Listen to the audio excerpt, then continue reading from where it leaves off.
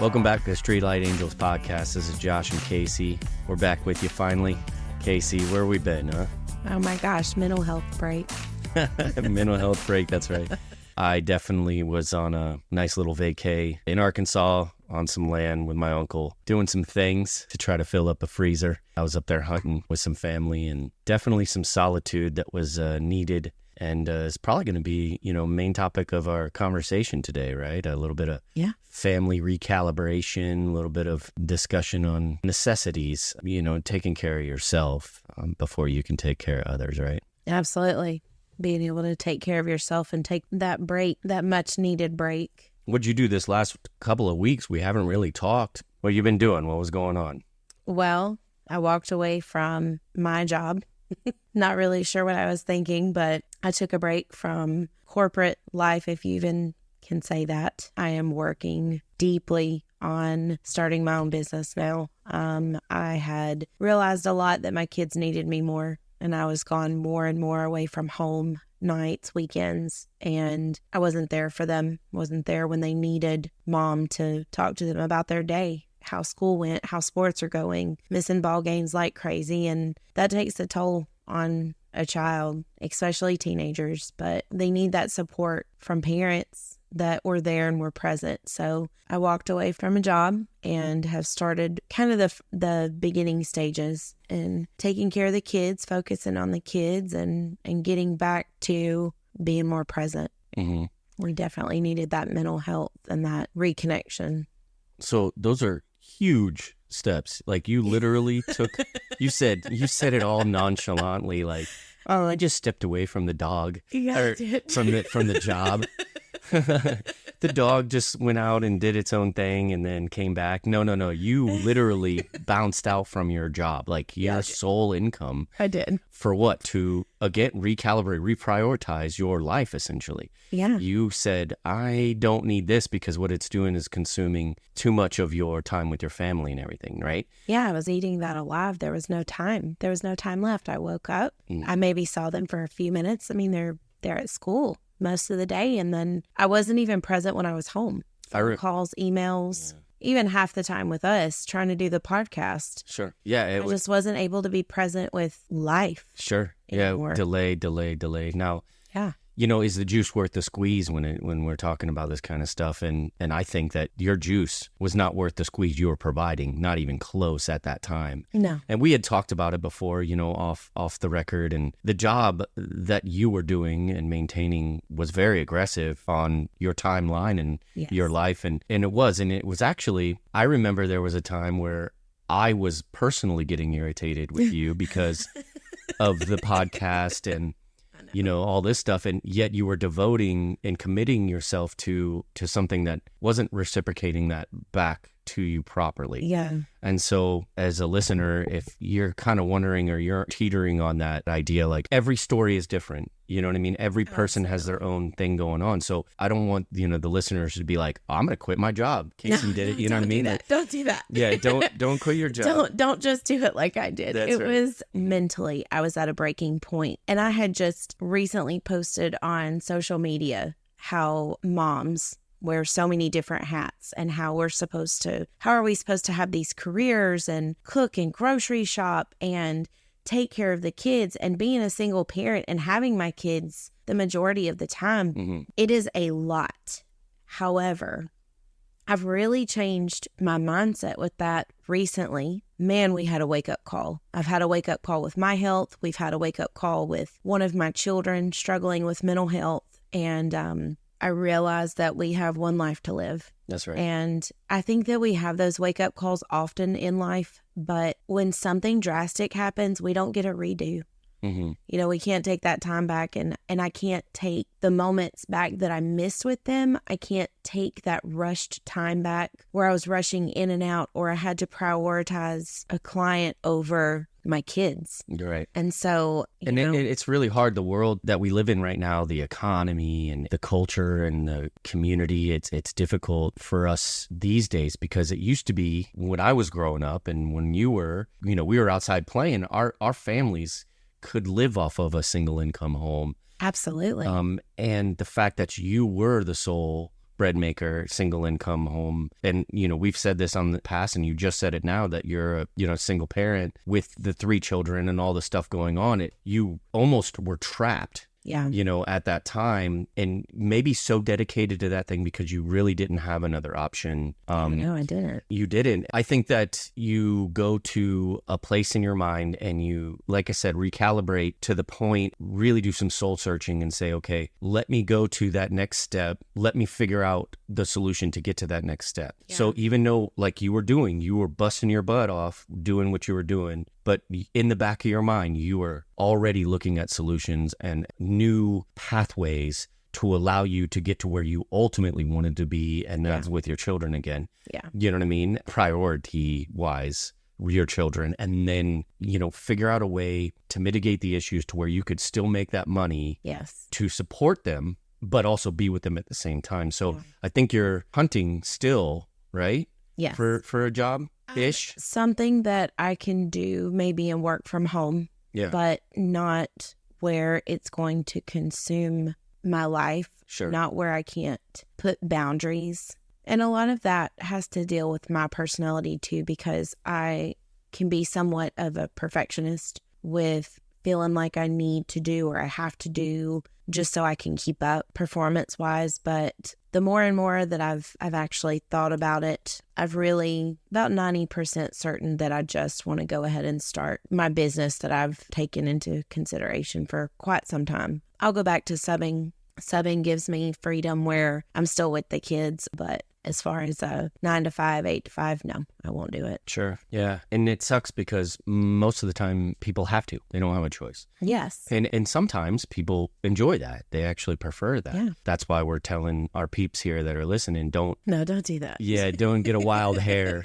and just base your decisions off of other people's. Gosh, no. And this was this was calculated. Like this was something that I had considered, and it was a thought through process. And one of the things that I've always had a hard time with is once you're an entrepreneur, because I still own my company in Tennessee, it needs work. It needs to be rebuilt. I'm closer to year 10 than not, which I learned in the business class is pretty fantastic because a lot of businesses do not make it that far at all. Sure. So once I got a taste of being an entrepreneur and being able to work for myself, I'm not saying it's easy because it's definitely not. It takes a lot of grit. It takes a lot of resilience. It takes a lot of sacrifice and strength. But once I got a taste of that and succeeded with it, it's hard for me to go back into the workforce and work for someone else because I know that I am disciplined enough to make my own money. So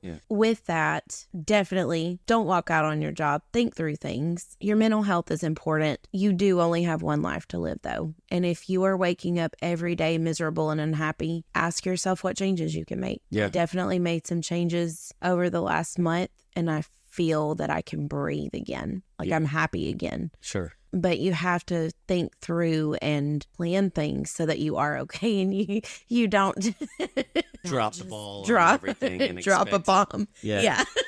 The stuff isn't just going to come to you either. Yeah. There was a period of time when I went into this crisis knowing that I'm going to be retiring soon from the military, right? So I said, okay, look, I'm going to need to do something. I will still get a pension with the retirement. I'll still get, some of my disabilities or whatever the case may be, but it's just not going to be enough, right? So I thought, what am I going to do? I actually got a job with Lowe's and Walmart for a short period of time at the same time, just to see what it was like to go back into that workforce, into that tight collar. That's smart. Living style, just to feel it, understand it, and see what I was about to get myself back into. And there's no way I could do it. There's no way I could do it. I did it for like a month and some change, and nope, not even a little bit. No. I cannot. So then it was, all right, well then that leaves me 3 choices. 1, have my wife make a bunch more money and be my sugar mama. Which I don't think that's going to happen just because, that's not fair. We're more of a traditional style. I don't want her to do that anyways. Right. So that alleviated that option real quickly. Another option was going back into the same type of field I've been in the military. And me personally, the diversity that I've had in the military, where at the beginning I was in a war zone in Afghanistan, and at the end I'm instructing and teaching. Right. I could do the latter if it wasn't so regulated by the policies and being the same as I was with a beard. And I don't see myself doing that because, like you said, you got the one life, right? Yeah. So I want to allow myself to spread my wings and do what I needed to do. So that came to my final, conclusion, which was entrepreneurship and trying to do something of my own. Yeah. And be my own boss, essentially, with the support of family and friends and everything like that, just like you. So yeah, the entrepreneurship is definitely one of those things that I brought back and put it at my number one option. The others being those fallbacks. What was your ultimate reason to go that route? Because I wanted my own freedom. I wanted my own ability to control my own hours. And if, let's say, I have to travel and I'm going to be away from my family, when I'm talking about these other schools and doing these other things and maybe going to these conferences and stuff, I want that to be my fault, not dictated by someone else telling me I can't be around my family. Well, and it's also on your time. So you schedule that. You don't have to miss an important anniversary any longer. You don't have to work on someone's birthday any longer. You can take your family with you. That's right. You're not limited to guidelines from someone else. Sure. Yeah, exactly. And that's the biggest thing for me. But some people are comfortable with that. I know there's people that I work with in the military currently. There's people that I worked with at Walmart and Lowe's, when I was there for a short period, and they are 100% content with allowing their schedule to be dictated by, the company that they work for. And that's not necessarily a bad thing. It's just I've done that grind to the point to where now I realize that I don't want to do that grind anymore. Sometimes that stability, knowing, hey, I'm getting $1,200 every week for the next year. Having that stability allows people to plan and to be able to breathe. I think that entrepreneurship takes a special type of personality and a special kind of person.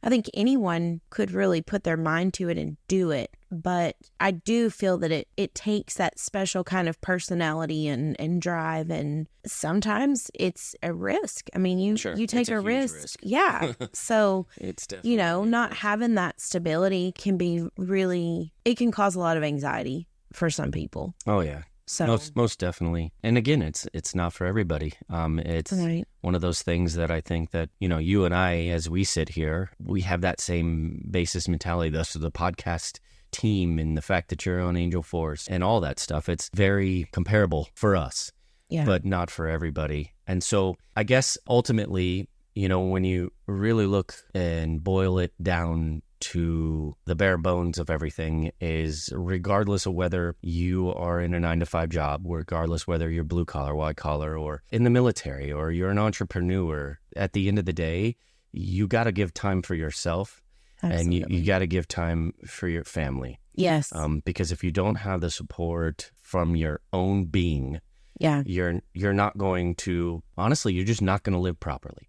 And and with that one life lived, some people may believe in reincarnation. Some people may believe in a life after death. Fine, so be it.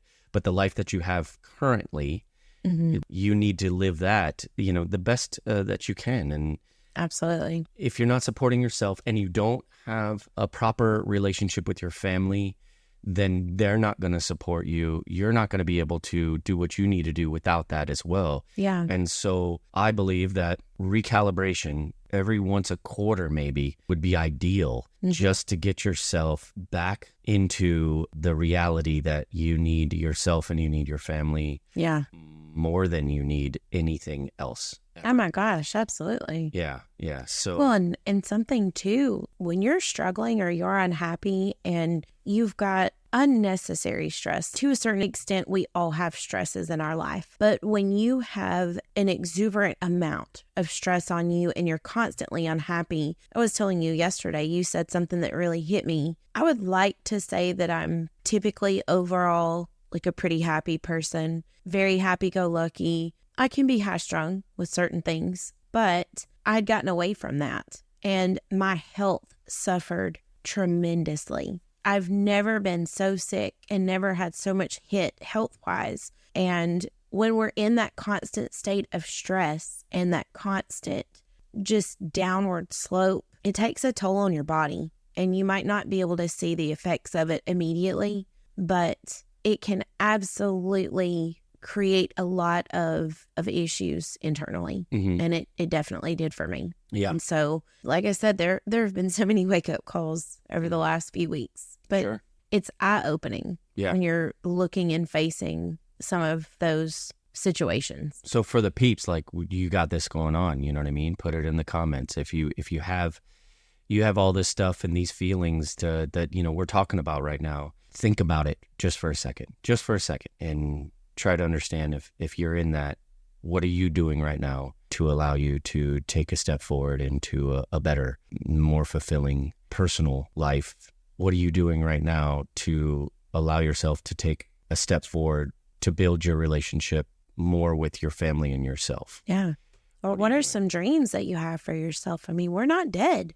Right. We might be old. And I laughed and joked with a lady yesterday, a really sweet lady at the chamber, and said, I'm still trying to figure out what I want to do when I grow up. Sure. Yeah, that's a big... Like we are still allowed to have dreams and goals for ourselves. And oftentimes I think I can't speak for men, but I know it. I can speak for myself as a mother. I felt that I couldn't have both. And I hate that. I hated that feeling, but it's almost like imposter syndrome, that we don't think that we can succeed or be a successful businesswoman or have a successful career and be a successful mother. Well, when you're doing it by yourself, holy cow, that's got to be difficult as heck. I don't know. But it's not impossible. It's not impossible. And honestly, and my sister laughs and tells me all the time, I never want to tread on anyone's beliefs, just putting that out there. But she says that God will bring you who you're supposed to have, or, you know, someone will come along, and I'm like, I don't know that I would even know how to do with a husband. Like, I don't know. I'm so used to having our schedule and what we do in our everyday. I'm sure maybe it would be a blessing, but we are so comfortable. Yeah. It is our comfort zone, and we rock and roll the best that we can. And we are definitely an all-female house. So the estrogen is flying in every corner. Yeah. No thanks. But we make it work, and sure. I don't know that I could change that. It would take like something big or extremely I don't know. It would take a unicorn almost to get me to do that. Gotcha. Yeah, that's tough. You know, I think my wife, she was in that area too. She works now, and she's always worked since we've been together, but as a wife and as a mother. And it's taken me a long time to really focus on the idea that she has been, quote unquote, working. It's such a sensitive subject too, because I could say it's not work, it's because your children, and vice versa. You know, I'm the breadwinner. I'm the one who's been working for the last decade. To make the money to be able to get the support that our family needs to survive and blah, blah, blah. Right. But on the same token, she's working even though it's not a financial gain. And that's the only thing it's not. It's just a financial thing. But other than that, she's been, you know, busting her butt, making sure the boys are great. You know what I mean? And doing what they're supposed to be doing. And now she has a job. Yeah. You know what I mean? Almost a 9-to-5 job. Yeah. And it's difficult for her because she hasn't had that in a while. And she used to be an entrepreneur and owned her own company. She's a super high education where she's from. And so now that she has a 9-to-5 grind, again, it's almost like it's one work that she was doing substituted for another work that just has income, and that's all it is. Yeah. So what I'm trying to do is get it to the point where she doesn't have to be there anymore either. I'm busting my butt right now to make sure that I can pull her from that genre that she's in now. Yeah. You know, starting these businesses, I've really taken a huge chunk of our change to be able to do what we're doing. And without what she's doing, I wouldn't have been able to do this. And without the support, it's the same thing. I love that you guys are supporting each other in that, though, where... We only do that on the radio, you know, when we're recording. Behind closed doors, we never support each other. Oh, my gosh. That's so hard for me to believe. I love her. Yeah. We went to a restaurant last night, and it was going great until I tipped too much. And she's always been that type to level-headed, and me, I'm like, oh, they were awesome holidays. people. Yeah, here you go. Happy holidays. And it wasn't the best idea on my part, and I definitely felt that pain on the drive home. But but yeah, But you blessed somebody. That's right. I did. Somebody's super happy with my tip, but not my wife at that time. We woke up this morning and she's like, gosh, dang it. You know what I mean? Like, we just can't be doing that now. And it's again, a recalibration, so. Hopefully, I'm a big believer in what you give out into the world and the universe comes back tenfold. So hopefully you will see that. Yeah. In the very near future. Yeah. Yeah. We're karma believers too. A lot of pay it forward type. And a lot of that is for the boys. You know what I mean? Yeah. The argument that I had with her on the way home with the boys sitting in the back, like how contradicting would their feelings be on that? Like, okay, so dad did a good thing by over tipping. Right. You know what I mean? But then mom did a good thing by saying, don't spend so much money. You know what I mean? When now's the time not to do that. Right. When there are times to do that. So, we're both stubborn as hell. So we're trying to argue our own points when they're both valid points. But to our boys, they're like, are you guys seriously arguing about this right now? You know what I mean? Like, why are you arguing about this? This is so dumb. You're both right, but you're both wrong. You know what I mean? Like, yeah. So just, find that happy medium. It's always one of those things that, where everyone's constantly struggling as a couple. And I'm pretty sure you do that at home, even as a single parent with your kids. I guarantee you and the kiddos are constantly trying to. I think it's interesting sometimes. I bet.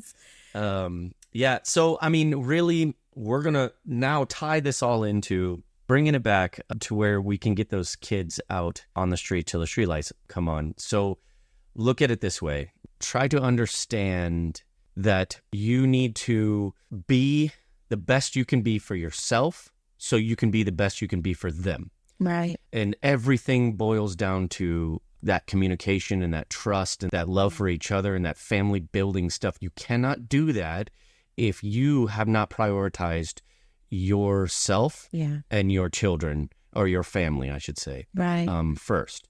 Once you can do that, then you can spend more time outside. Yeah. Then you can spend more time really seeing nature and the beautiful things of what needs to happen from a primitive level. Right. So that's basically the whole full circle of it all is bringing us back to where we need to be, right, Kasey? Absolutely. And something that I want to add to this today specifically is check in with your kids, check in with their mental health, ask them how they're doing. Super sensitive topic and trigger warning, but I do feel like it's necessary for us to talk about, or just me briefly bring up is because recently we've had suicide in the middle school locally, and that is close to my heart, having teenage daughters. It's very close to my heart with the connection that I have with kids in general, especially in the community, and coaching and as involved as I try to be with kids, and even having to check in with my own kids to see where they're at, how they're feeling emotionally. But check in with your kids, check in on their mental health. It's not always just about us. And as stressed out as we can be at times, and as go, and we push things off to the side, our kids feel that, and they internalize that, and they don't always bring it to the surface. Yeah, that's right. So definitely check in, not just with your own mental health and your own, making sure, definitely prioritize yourself and your health, but also don't forget to check in with them too in the meantime. Mm-hmm. Yeah, that energy is going to rub off on them. Absolutely does. Easily, and that's detrimental.